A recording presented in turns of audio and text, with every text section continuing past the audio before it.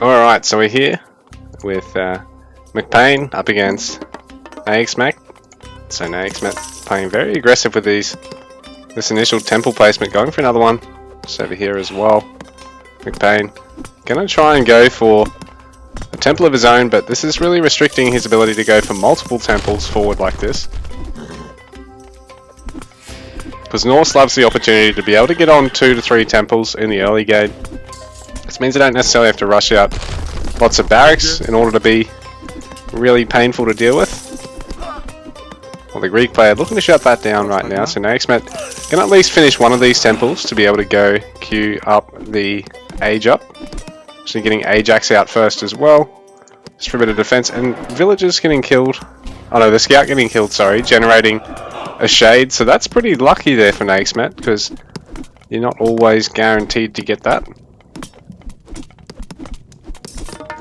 So, the temple's being repaired, but at the same time, McPain going to be able to get some houses so he can look at getting some Perseus on the way, and his own Age up Heimdall. Second temple going to go up. But what's annoying about this for the Norse player is that they don't get to have a forward temple and then use the space for an armory later on. So it's been a bit ballsy by the Greek player, but I think it's really paid off, and being Hades, it's quite helpful because you've got that sentinel there. You're only going to get the one on this small map. You're not going to get all 4, or for extended edition all 5. Team games you might get 2 sentinels, but they're a really handy unit just to chip away the buildings, potentially at units if they get any closer.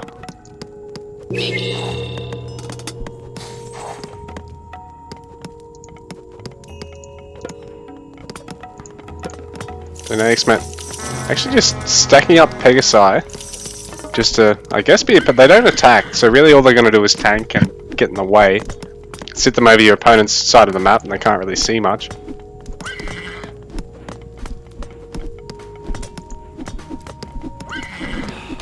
So 9 Pegasi. I don't think they actually cost any favour to produce. Pretty sure. Oh no, they do cost 2 favour to produce. Really just nice screen, make it a bit annoying for your opponent trying to select stuff. And it means the towers are going to potentially focus them instead of other units. More Pegasus in production.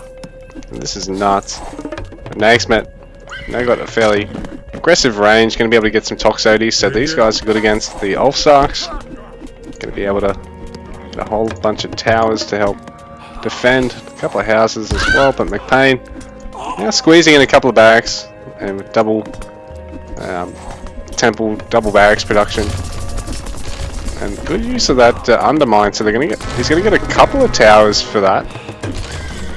It actually leapfrogs from building to building, so it's going to pick off quite a few of those towers and interrupt quite a few going down. So 5 in total being messed with there, so really nice for McPain right now.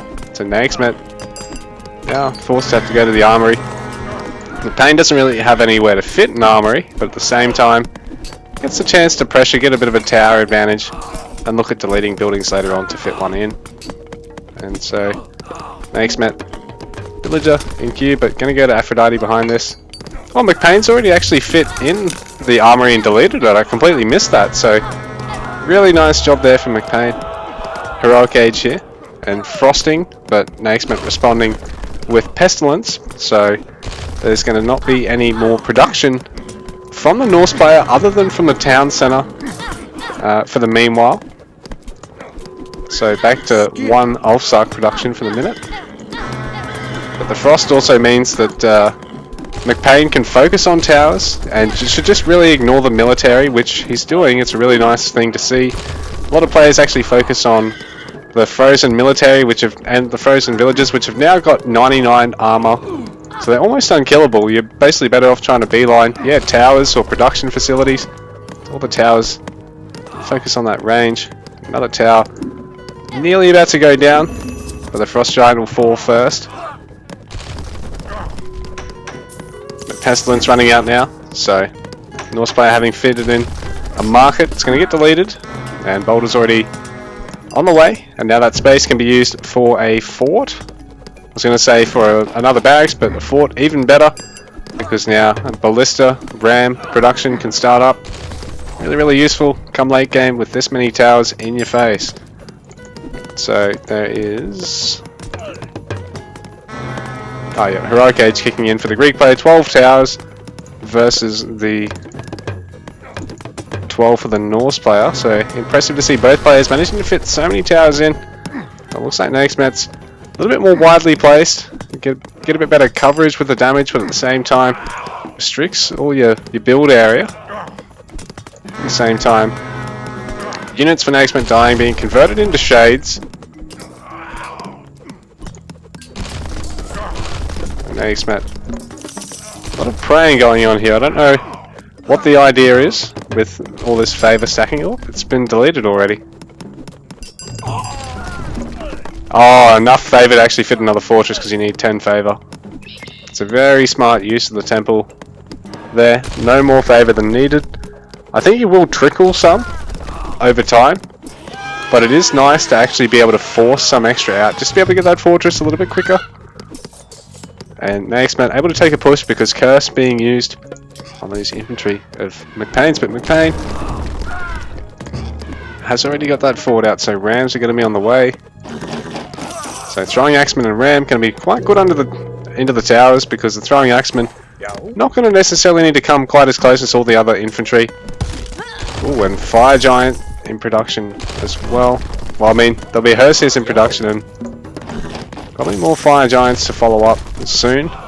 I think you need 28 favour though per giant, so not going to want to lose those quickly. But these houses, if they all fall, are going to make it hard for Naexmett to fit in as many catapults as really desired here. But I mean, even one or two, you can really start to chip away at these towers and turn the tide of the battle. Yeah, Naexmett looking to be in a good spot here actually.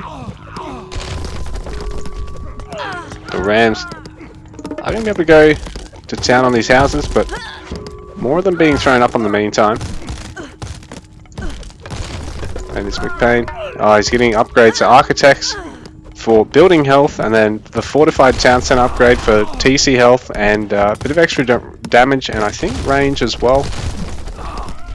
Yeah, and range too.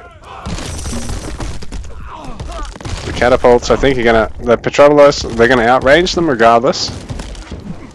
I mean, the fire giants nearly have the range of the towers. I'm trying to focus down that ram at the moment, but this giant's now going to be in the firing line. He's going to be able to get one tower, but he's going to need to back off pretty quickly here. You don't want to get too close and really tank any more damage than that. Petrobolos hitting him as well. Actually, with the second fire giant, they might be able to get this tower, but this first fire giant's going to have to be pulled back as soon as done so. There is a Ragnarok, but that's pretty much useless because there's no villages to actually transfer into the I don't know, I can't remember what the unit is. Turn them all into that hero. It's like a melee late game Hersier basically. Oh, but both the fire giants are, well, one of them's gone down, one of them's really low here for McPain, so he's not going to be able to push without use of ballista here. There's just that many towers here, and now I think McPain really needs to probably even look at deleting this temple in favour of another hill fort, because right now, with that many Petrobolos and towers stacked up on Tiny, I think it's pretty much impossible to push in with a melee army into that, unless you've had like 3 or 4 backs. Ooh, and the Earthquake coming out now. It's the Hades player really coming out ahead, and I don't know if there's really any mythic answer here from the Odin player. So Ragnarok power being used, but it doesn't do anything as such, and GG, well played.